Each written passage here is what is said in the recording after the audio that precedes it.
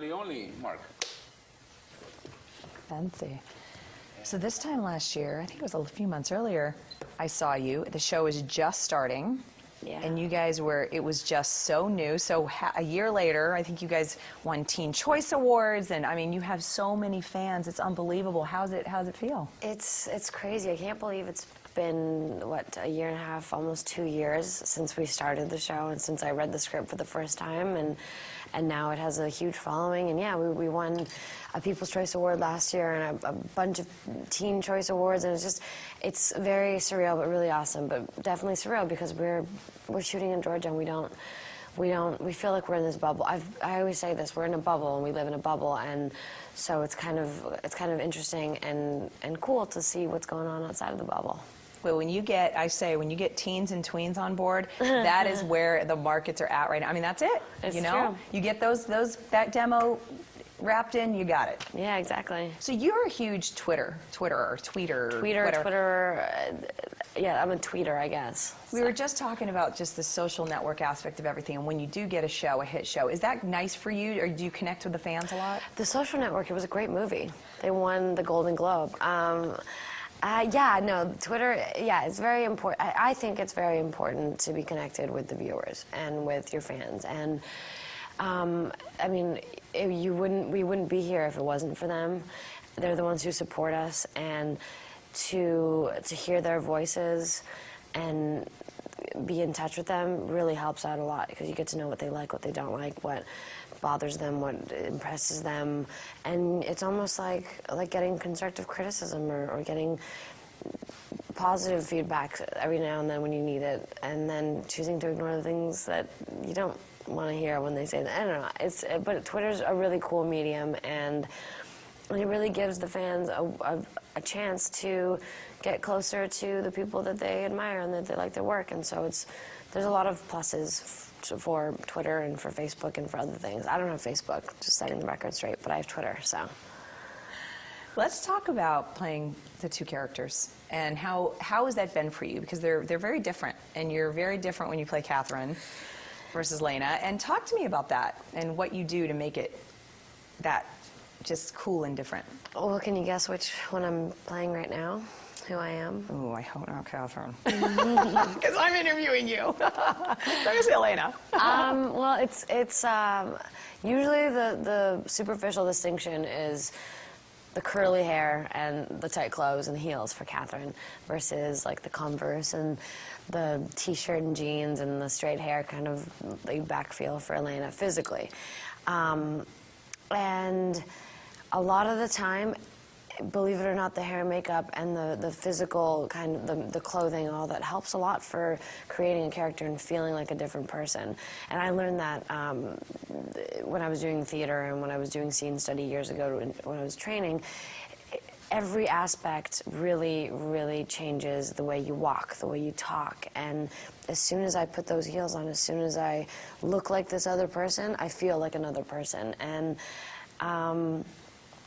Catherine, I mean, they have a lot of differences. One is crazy, and she's maniacal and vindictive, but really snarky and fun and flirty.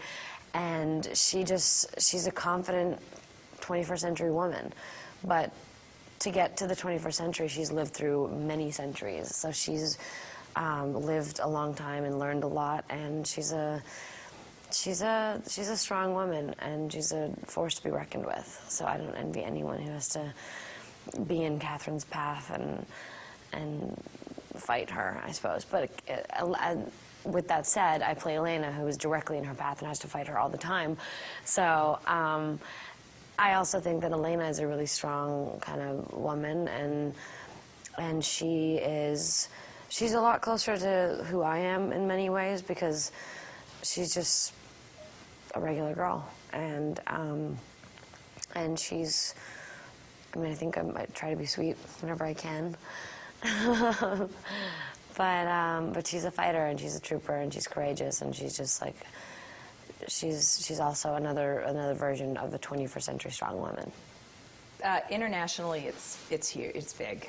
I mean, this isn't just, a lot of shows do really well here. They don't necessarily translate well internationally. And this is one of those shows that you have fans all over the world. Have you noticed that? I know you say you live in a bubble, but are you aware of the fact that it's that big? I think that what gives us that awareness is also Twitter. The people from Argentina or from Russia or from Japan, people send us tweets from all over the world saying that the show is huge there and that it's doing really well. And I mean, I'm from Bulgaria, so I'll hear from a lot of Bulgarians that'll be there. And unfortunately, this show hasn't started airing yet. Hopefully, they're all kind of asking me, when is it going to be on TV here in Bulgaria or in Tokyo, or there's a lot of places that it still hasn't reached. But I think that judging based on the success that it has in the countries that it has been in, it's going to do well everywhere. And it's got the same thing that everyone loves. It's got the vampires, it's got the teens, it's got the angst, it's got the cute boys and the vampires and the werewolves, and it just has all these different elements that a lot of people love and want right now. So it's been doing well across the board, which is really cool. It's rare and really cool, but we're still in that bubble. It's definitely something we hear about, but we don't get to, like, when we go to London, for example. We went to London and Monte Carlo last year, and it was just insane. It's just not something that we're used to. It's a good thing. Yeah. It's a good thing, I think. Let's talk about, didn't you, just in Bulgaria, quickly just touch on the fact, didn't you shoot in Bulgaria and were able to speak? Isn't that your language? We didn't shoot in Bulgaria, no. It was shot, the story was in Bulgaria, but we shot it in Georgia.